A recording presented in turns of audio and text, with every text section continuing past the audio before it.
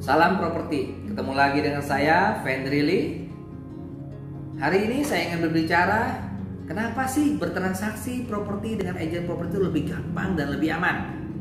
Ya, banyak kan rekan-rekan yang belum pernah bertransaksi dengan agen properti pasti akan bingung.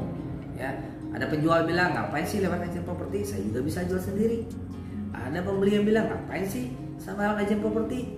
Saya juga bisa cari sendiri. Nah, di sini saya bilang, pertama, saya ini agen properti dari Century 21. Saya sebelum terjun di lapangan, saya di training dulu sama Century 21 Indonesia.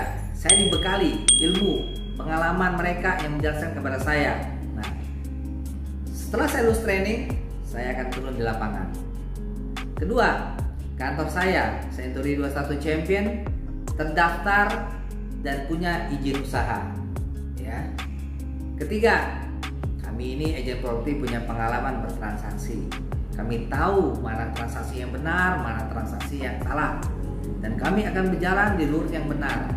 Nah, itu yang kadang-kadang nggak orang tahu. Bagaimana sih transaksi yang benar itu?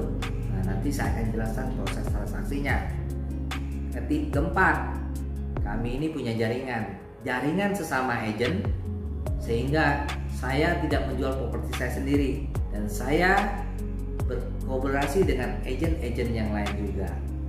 Dan satu lagi, kami juga berkolaborasi dengan developer. Kami bisa menjual produk developer. Ya, selain menjual secondary, kami juga bisa menjual primary. Ya, rekan-rekan, kalau cari properti, ya cari agennya, apapun ada, apapun bisa. Nah, itulah keuntungannya kalau lewat agen properti. Ya, terus proses transaksinya akan lebih aman. Kenapa saya bilang akan lebih aman?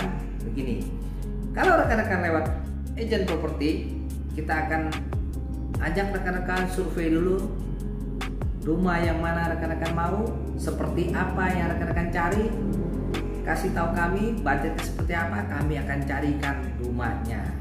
Jadi rekan-rekan tidak perlu membuang waktu, ya kan? Nah, setelah rekan-rekan minat dengan rumah itu, pasti akan ada negosiasi. Nah, kami akan membantu menegosiasikan dengan pemilik, ya kan, dengan pembelinya. Nah, setelah negosiasi selesai dan deal harga, nah disitulah keamanan kedua pihak ada di tangan agen. Ya. Setelah deal harga, pasti akan ada uang tanda jadi. Nah, kalau lewat agen properti, uang tanda jadi itu akan ditransfer ke kantor properti, ya, belum ke pemilik.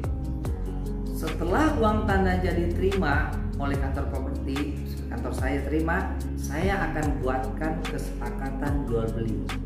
Nah, kesepakatan jual beli itu nanti akan tercantum cara bayarnya, kapan lunasannya, ya kan.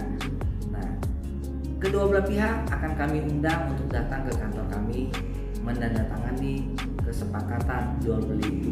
Tapi ingat, sebelum penandatangan kesepakatan jual beli, pihak penjual kami akan minta membawa dokumen-dokumen asli propertinya dan juga membawa dokumen pribadinya.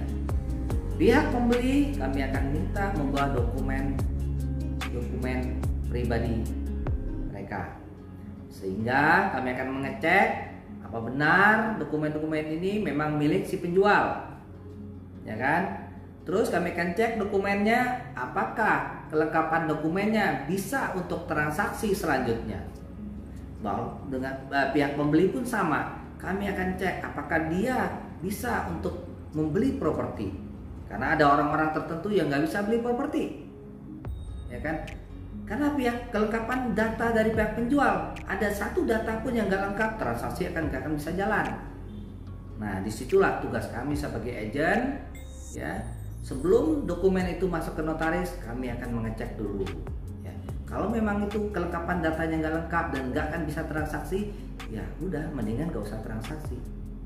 Nah, kalau setelah kami cek, oh ini bisa dan dokumennya sudah lengkap, mereka tanda tangan kedua pihak, penjual dan pembeli, uang tanda jadi itu baru akan kami transfer ke pihak pemilik.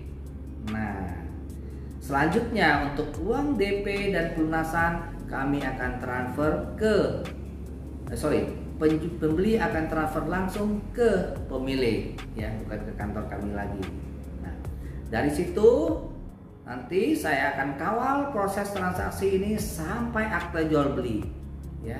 Kami akan berhubungan dengan notaris, kami berhubungan dengan developer, kami berhubungan dengan pihak bank apabila KPR. Nah, selama proses itu kami akan mengawal, kami akan memonitor kelengkapan datanya, apa yang kurang, ya kan? Nah, terus pembayaran pajaknya, pembayaran biayanya, semua udah lengkap semua.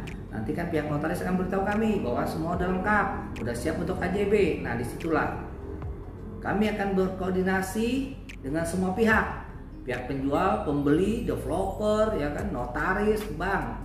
Kita akan tentukan jadwalnya, kapan penandatangan AJB yang semua pihak bisa. Nah, ada satu pihak pun salah satu pihak yang nggak bisa, pasti akan diundur lagi, dijadwal ulang lagi. Nah, setelah penandatangan akta jual beli, tugas kami belum selesai. Ya, kami akan mengawal kapan sertifikat ini jadi. Kami akan memonitor, kami akan menanya ke pihak pembeli, apa udah diinfo sama pihak notaris bahwa sertifikatnya udah jadi. Kalau belum, kami akan tanya lagi ke notaris kapan sertifikatnya akan jadi. Jadi kami akan memonitor terus. Setelah sertifikat dan balik nama selesai, oke, pembeli sudah menerimanya. Nah, disitulah tugas kami selesai sebagai agent. Sebenarnya belum selesai, ya. Kalau pemiliknya mau menjual lagi, silakan titip ke kami akan memasarkan lagi.